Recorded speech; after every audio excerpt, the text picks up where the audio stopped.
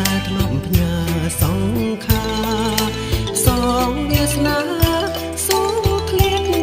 កលយាននឹករំពឹងបានជីវិតសុខសាន្តអូដំ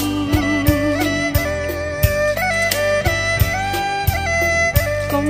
ទឹកភ្នែករៀមបែកពីមុំនៅផ្ទាំងធ្វើបន់ដាំងបាបបងស្រន់ឲ្យបងបានសុខ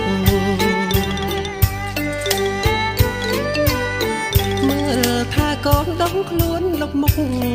ដាក់មុងឲ្យគេក្រោបពីដេកញ៉ាំបាយទៅរៀន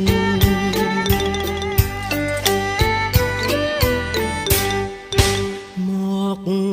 ដល់ដីថៃថ្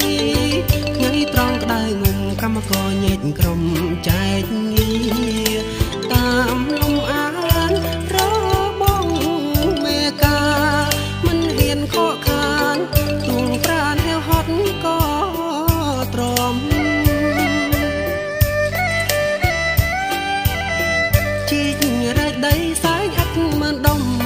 មិនហ៊ានសម្រាំងមិនអូនលំបាកនាមជាងសំណងកម្មសែនក្រាំងប៉ះមនុស្សមិនត្រង់គេបោកទាំងស្រុងធ្វើកែសំណងចិត្តចោលអាប់ព្រៃ